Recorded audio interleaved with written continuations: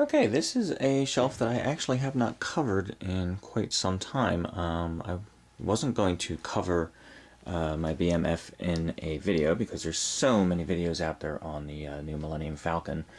So I'm not going to do a review of it, but I had a couple people asking me, where I actually fit it in the toy room. So I figured I'd first give you a shot of that. There is a filing cabinet basically right here that has been in the room the whole time, keeping personal files and things of that nature in it. And when I got the big Millennium Falcon, I was trying to find a home for it, and this was pretty much the only spot that she would fit.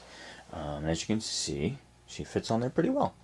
I put down an old Star Wars sheet underneath of it, just for the heck of it, and then have the instruction over here. Now you see I've taken the top pieces off already because I wanted to show you inside. You've all seen the big Millennium Falcon. I just wanted to show you the figures I had set up inside. Of course I have Luke and Obi-Wan there with the training droid, and then of course over here we have Chewie and R2 and 3PO playing holo chess. Had to put that scene in there, of course. And then just for fun, I had a Bespin Luke with the hand removed, so I threw him over there on the medical table. And then the actual Han Solo and Chewbacca figures that come with the big Millennium Falcon are actually right up here in the cockpit. So these are the actual two figures that came with this big Millennium Falcon, of course. Now, it is directly beneath what I have been calling my Millennium Falcon tribute shelf, and I haven't featured this shelf for quite some time. Last time it was in a video, it was on a different shelf. So it has been moved. So I'll give you a relook at it, and what you'll see here is the titanium Millennium Falcon and the older Action Fleet version from the mid-90s.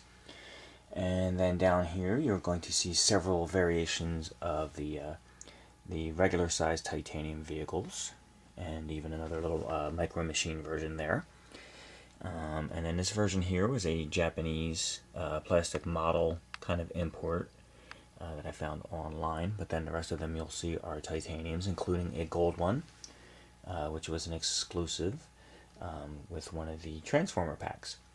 Now, this one here is the vintage 1978 die-cast Millennium Falcon. And that is a classic vintage. I got that on eBay for a really nice price, and it's in really nice shape. Put my Han Solo bust up over here, because of course it's his ship. And then we're going to swing around. I'll get back to that one. We are going to swing around to the other side here. We have a Lego Millennium Falcon. We have the Transformer Millennium Falcon, which of course if you take it apart becomes two different figures. Becomes a Han Solo and a Chewbacca. I much prefer this as the Millennium Falcon, of course. We have here, from Japan, a Millennium Falcon Pepsi cap that was on the top of the soda bottles there. And then we have last year's Hallmark Millennium Falcon, which I think I did show in another video before, and that does make noise.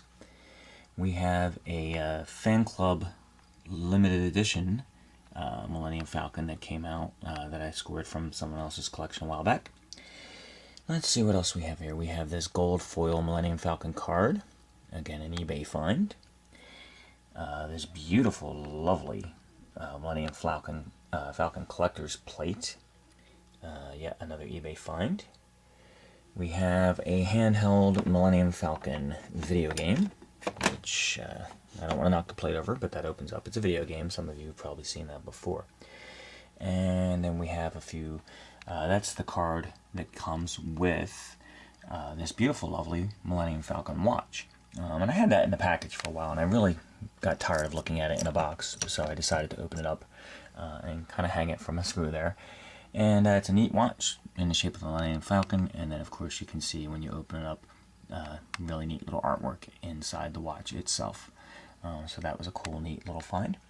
The trading card here is from the Wonder Bread set from the 77. That is an old 1977 Wonder Bread trading card. Came in a loaf of bread, if you were getting them back in the day. Up here on the wall, we have my Ralph McQuarrie Concept Millennium Falcon art print, and this is hand-signed by Ralph McQuarrie himself. I purchased that at Celebration 3. They were selling hand-signed versions of these, and I did manage to get one. I was very happy to have that in the collection.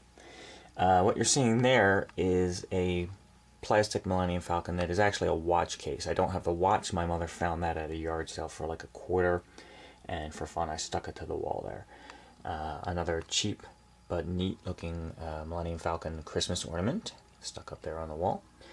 And over here, what you're going to see, this is vintage from 77 or 78. No, excuse me, this is Empire Strikes Back collection, so it's a little bit later, 1980. But it is a Millennium Falcon Suncatcher kit. And what you will see down there, this is still unopened and intact in the packaging, that you would make one of those cool little sun catchers out of it.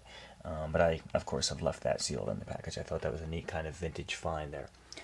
Last but certainly not least, and I have showed this before, but you may have noticed I have taken the cover off of my Code 3 Millennium Falcon, not only to give you a better look at the piece itself, and get in there more in the detail that you can't really see when it's on the plastic cover. Now you can also display this with landing gear. I have the landing gear put away. I kind of like it in flight mode better. But what you can do is you can take off different pieces. The gun turret moves, rotates around, and if you lift that off there, you'll see a little chair, and you can look inside, down into the center of it as well there.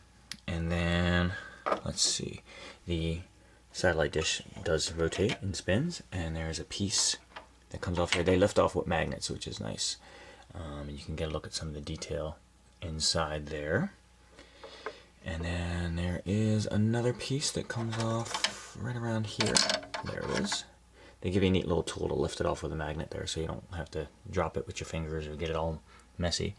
There is more detail in there. It's a really, really nice piece. This is all really very well detailed, very well done. And let's see, there's one more piece that comes off right around, somewhere around here. There we go. Sorry, trying to do this with two hands. And there we go, some more detailed look at the engines of the Millennium Falcon. Very cool, very nice little detail on that. And again, there's a little box that the landing gear is located in there. If I wanted to set it up with the landing gear, that would go on the bottom, and I could have it in landing position. I think the boarding ramp does slide down. I can't really get to it from here, but I'm pretty sure, if I remember correctly, the boarding ramp does slide down. And it comes on this beautiful, lovely stand here, display stand. And that is the Millennium Falcon tribute shelf area. And again, now newly featuring the giant BMF Millennium Falcon. Real quick, forgot to show you one more thing that comes off, and I really thought this was cool, so I wanted to add it in there. Yes, the cockpit comes off as well, and the interior of the cockpit is very well detailed. Let's see if I can get it where it's not too blurry. There we go. So you can get a good look at the interior cockpit there of the Millennium Falcon Code 3. I just wanted to add that in there because I forgot to do it on the first shot.